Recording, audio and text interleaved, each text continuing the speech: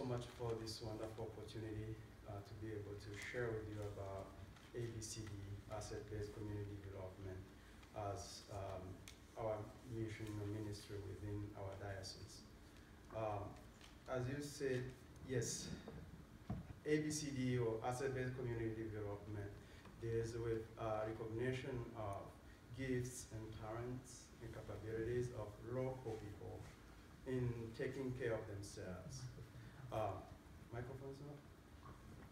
Probably get closer. Just tilt it up so it's closer to your mouth. Oh, hold it. How could we work with communities in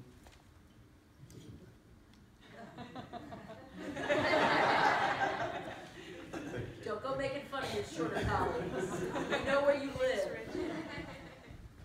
Okay, how could we work with communities to just recognize, to know, to find out what are our gifts, what are our capacities, what are our talents in taking care of ourselves.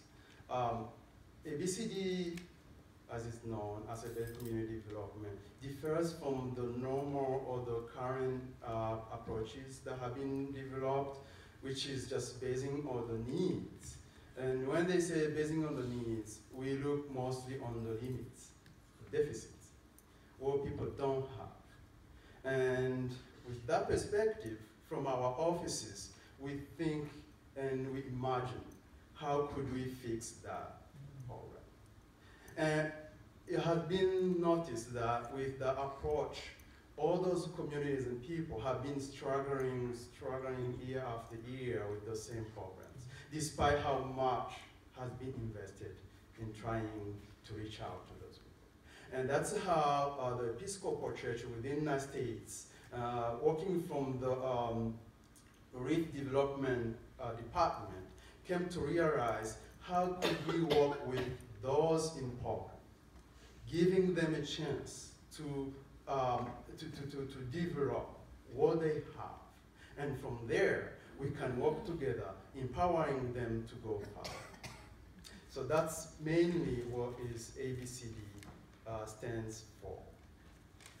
I don't want to go into so much what Jesus said in the Bible, but most of the time Jesus will say, what do you have? What do you want me to do for you? That is, do we give a voice to people in the community to name what is in their midst? They know better than we do. I go there as an outsider, but I want to listen. How can I listen? How can I be heard? I need to create a relationship. So as faith communities, we also are surrounded by so many who have so many talents and gifts, but we do ignore them because we haven't had time to sit and talk with them, listen to them, and give them opportunity to exercise those God-given gifts and talents. Yeah, from that perspective, ABCD would just be a life-giving approach, which takes time. And so often we get tired because the result doesn't come as fast as we would want to see. One example, while I was still in Central Africa, it was easier to get grant funded from NGOs when we were just giving food, when we were just building houses, because at the end of given time, like 6 months or 1 year, we could go back and count how many houses have we built. It's a little bit complicated when we want to evaluate how many hearts have been healed. Mm. You go with a successful story, say, what is that? The example is here with St. Margaret's house. Those women who say, yeah, now I can be in a place where I don't pretend to be reading, but I go with my whole heart. How can we all be with those people for them to experience God's presence in their midst and do something greater and seek change? There is so much. I don't want to name them, but if we go back and look at what has been happening in our communities, we can find so many transgenerational harms that are still haunting our lives. Why that? Recently, I visited one of our congregations. Of course, I have in mind these immigrants or segregation type of problems we are facing. But I was told everyone here has a job, but the job is not paying enough to live on. Much. You are in your home country. You have talents. You have capabilities. You work day and night, but you are not able to provide for your family. Am I valued at the level of I should be? How could we address those? So we need to be with those people and give them a voice so that they can tell how they see they could face those challenges.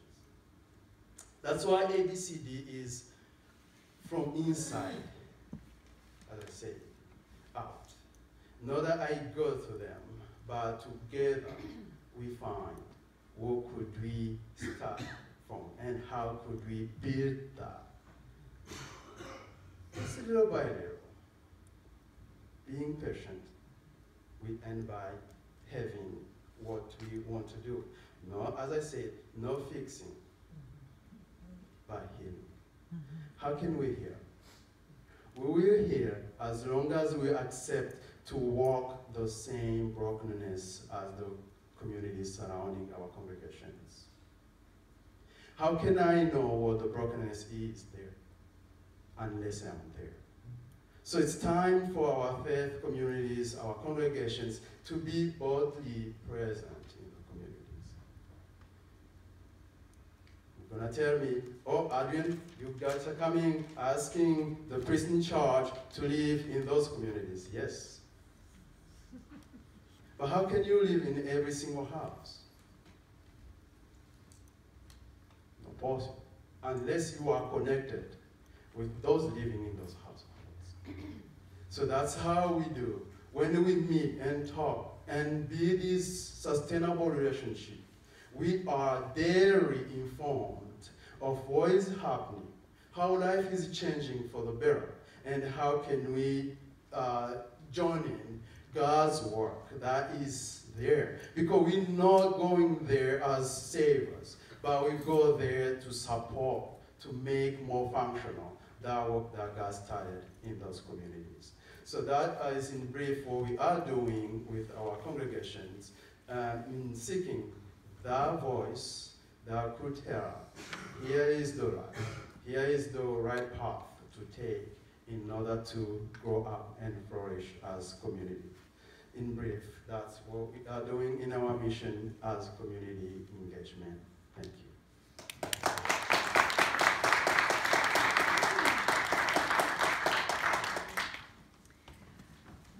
Thank you so much. So that's just a little bit of things that are happening and things that we need to be aware of and support and participate in. So I'm going to start with an intro here.